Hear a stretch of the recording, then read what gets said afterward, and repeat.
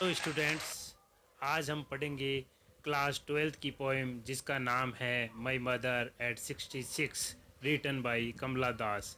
कमला दास एक बहुत ही famous poetess थी। इस पोइम में पोइटेस कमला दास अपनी मदर की एजिंग यानी उम्र के बारे में बात करती हैं, और जब पोइटेस अपनी मदर की उम्र के बारे में सोचती हैं तो उन्हें बड़ा पेन यानी दर्द होता है, क्योंकि उसकी मदर की उम्र धीरे धीरे बढ़ रही है, यानी वह बूढ़ी हो रही है। इसके साथ उन्हें ये भी बेसतारा रहा है कि कहीं वे अपनी मदर को खो ना दे, क्योंकि वे जानती हैं कि इस प्रकृति में जो भी है उसकी एक निश्चित उम्र है। इसलिए वे इस पोएम के माध्यम से बताना चाहती हैं कि मानव शरीर है वह मॉर्टल है, मतलब नश्वर है, उसे एक दिन नष्ट या समाप्त हो जाना है। यही सारी फीलिंग्स पोइटेस कमला दास ने बहुत सुंदर तरीके से इस पोइम में एक्सप्रेस की हैं। ये जो पोइम है इसकी कुछ खासियतें हैं जो मैं आपके साथ डिस्कस करता हूँ। It has been written in free verse, यानी इसकी कोई भी राइमिंग स्कीम नहीं है, एक ही लाइन में एक ही कंटिन्यूटी में लिखी गई है। जैसे हम कोई पैराग्राफ लिखते हैं उसी तरह से लिखी हुई हैं। There is no rhyming scheme followed in poem and there is no stanza also. So let's start the poem and discuss about poetic devices used in poem. चलो अब पोएम पढ़ते हैं। Driving from my parents home to Cochin last Friday morning I saw my mother beside me. अब जो poetess है कमला दास वो कह रही है कि लास्ट फ्राइडे मॉर्निंग यानी पिछले शुक्रवार की सुबह जब वो अपने पेरेंट्स के घर से ड्राइविंग करते हुए जा रही थी का कोचीन, तो वो क्या देखती है, आयशा माई मदर, वो अपनी माँ को देखती है जो उनके बिसाइड यानी बगल में बैठी हैं। अब देखते हैं कि इस पैराग्राफ में कौन सी पोइटिक डिवाइसेस का यूज़ हुआ है। तो यहाँ यूज़ हुआ है इलिट्रेशन का। लाइन नंबर जो थर्ड है, आई सा माई मदर यानी मैं साउंड है, जो कॉन्सोनेंट साउंड है वो बार बार रिपीट हो रही है। Next paragraph, doze open mouthed her face ashen like that of a corpse and realise with pain that she was as old as she looked but soon. सबसे पहले cops, cops का मतलब है डेड बॉडी, और एसन the colour of S यानी dark grey यानी राख का कलर, और कॉप्स है डेड बॉडी। अब जो उसकी माँ है कमला दास की, तो वो डोज, डोज का मतलब होता है शॉर्ट स्लीप, यानी झपकी, नींद की थोड़े समय के लिए जो झपकी आती है उसे डोज बोलते हैं। तो वो कह रही है कि जो उसके बगल में जो उसकी माँ बैठी है वो, उसकी आंख लग गई है और उसका जो मुंह है वो खुला हुआ है, और उसका जो चेहरा है वो ऐसा यानी राख जैसा दिखता है। लाइक देट, वो उसका चेहरा है उसकी तुलना कर रही है किससे, ऑफ ए कॉप्स यानी एक डेड बॉडी से।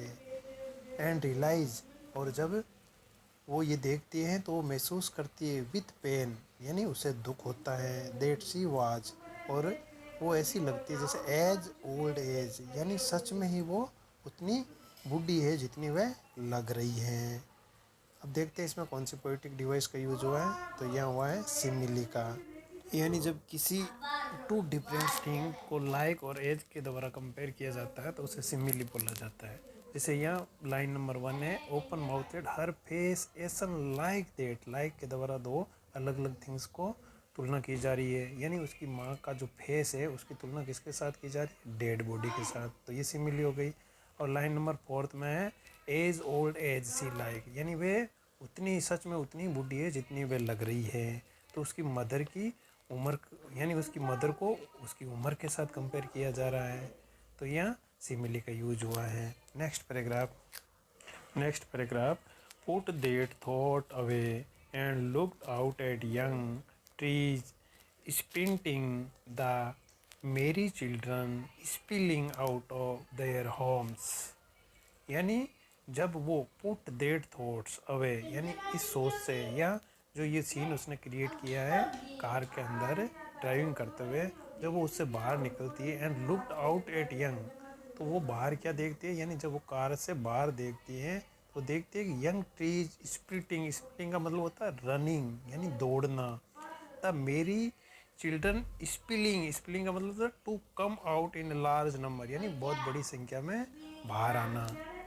यानी जब वह शीशे से बाहर का नज़ारा देखती हैं तो वो देखते हैं कि पेड़ है वो उनके साथ स्प्लिटिंग कर रहे हैं, यानी दौड़ रहे हैं। द मेरी चिल्ड्रन, और कुछ बच्चे हैं वो हंसी खुशी से खेलने के लिए अपने घरों से बाहर दौड़ रहे हैं। तो ये दो चीज़ें हैं, वो दोनों बहुत अपोजिट है। यानी जो पहले पैराग्राफ में और जो दूसरा है वो एक दूसरे का बहुत अपोजिट है। यानी लाइफ को सिग्निफाई करता है। दूसरा पैराग्राफ है जिसमें यंग ट्रीज, यानी एकदम युवा जो पेड़ हैं वो दौड़ रहे हैं, बच्चे हैं वो मुस्कुरा रहे हैं। यानी ये है जो लाइफ को सिग्निफाई करता है, एनर्जी को सिग्निफाई करता है, यूथ को सिग्निफाई करता है। लेकिन जो पिछला पैराग्राफ था वो ग्लूम को सिग्निफाई करता है, डिसअपियर को सिग्निफाई करता है, डार्कनेस को सिग्निफाई करता है। तो अब देखते हैं कि इस पैराग्राफ में कौन सी पोएटिक डिवाइसेस का यूज़ हुआ है। तो यहाँ हुआ है इमेजरी। इमेजरी का मतलब होता है किसी सीन को विजुअलाइज करना। जैसे यंग ट्रीज स्प्लिटिंग, यानी पेड़ दौड़ रहे हैं, बच्चे हैं वो स्प्लिटिंग घरों से बाहर आ रहे हैं। तो ये इमेजरी डिवाइस का यूज़ हुआ है। अब देखते हैं next paragraph. But after the airport security check standing a few yards away I look again at her wan pale as a late winter's मॉन।